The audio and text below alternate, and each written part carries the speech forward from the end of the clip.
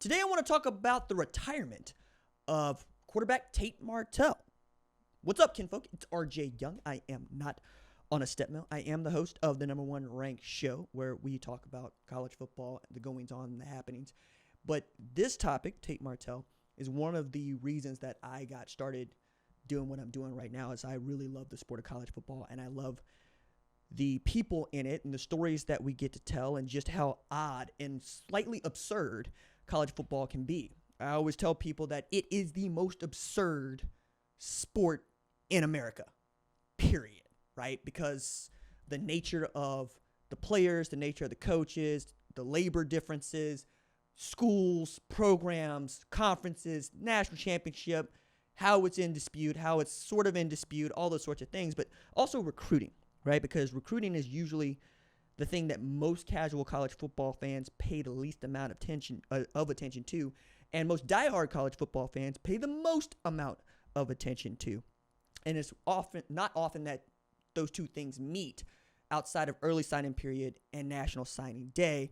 The transfer portal has given us a bit of that, right? Because now casual college football fans are pulled into college football in the offseason in a way that they haven't been before.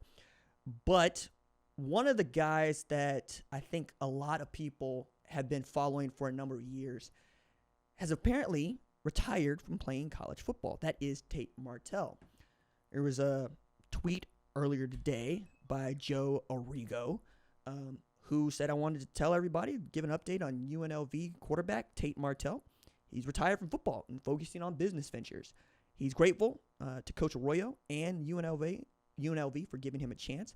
I would also keep an eye on what Tate has going on business-wise about to blow up. And, you know, Tate Martell is tagged in these tweets, and he hasn't actually refuted anything that's been said here.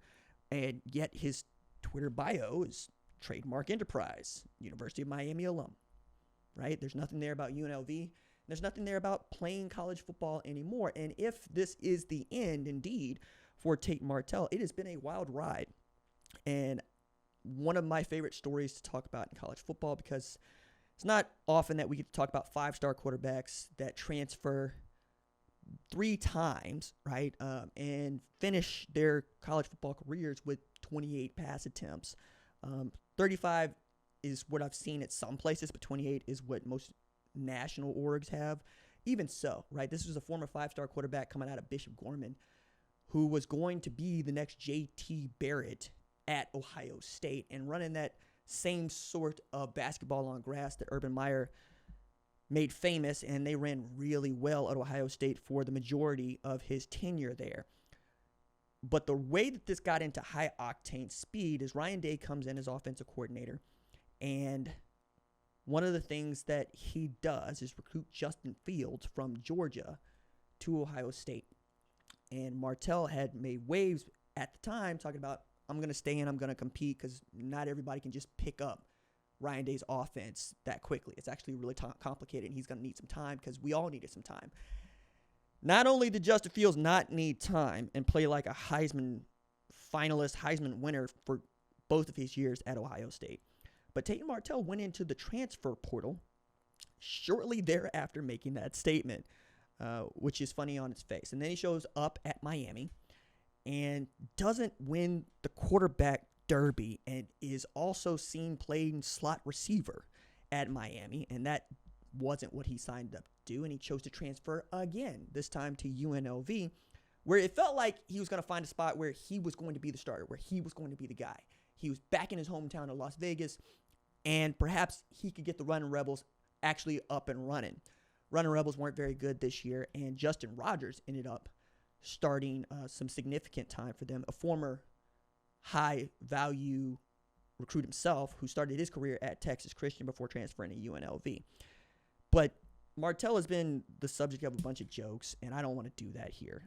I'm sure that there's a lot of people that have lots of things to say, but it isn't often that we get to see a guy like Tate Martell take this journey and also give us some sort of insight into what it means to have this sort of fame coming out of high school and the responsibility of living up to this 5-star rating that we give you.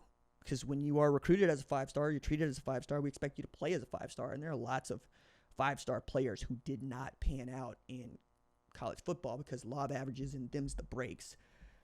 But I think particularly because it was Ohio State, which is one of the largest fan bases in the country, and because Ohio State has been good to great most of my life, right? You expected Tate Martell to fall right into that, especially with the kind of acclaim that he had, and that just turned out to not be the case. Perhaps it would have gone differently in Miami if he'd have started there, but obviously he didn't start there, and I thought it was going to be a lot of fun because I thought he fit Miami's culture pretty well and what they wanted to be. It didn't go well, and then at UNLV, just quietly retired. And I think that's the understated and really the G thing about all of this is Tate retired without telling anybody. There's no note. There's no screen cap. There's no graphic.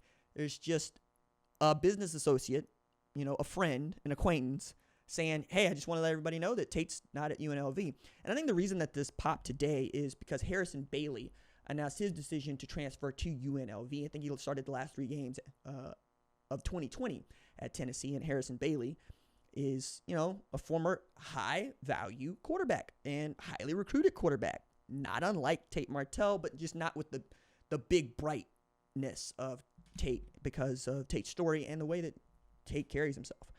I'm really fascinated to see what his business ventures look like and whether or not he plays a role in college football, like De'Aaron King has his name, image, and likeness business that he had started while still being quarterback at Miami. I think Tate might be pretty good at this, especially knowing that he has name recognition in a way that a lot of people wish they had name recognition after playing, at a high level in the sport. He did this basically as National Gatorade Player of the Year, coming out of Bishop Gorman. And I mean, if we're talking about marketing and leverage, there's not a better example of that than Tate Martell getting every ounce of your attention out of this, and mine for that matter, while also not really giving a lot of substance. That is also called working on the internet. So I'll be interested to see what he looks like going forward and what his professional life looks like. But I wanted to do this particular segment because it's the kind of segment that I would love to discuss with my friends, many of who watch the channel and help grow this thing. So it's a little nostalgic for me too. All right. That's it for me. Deuces.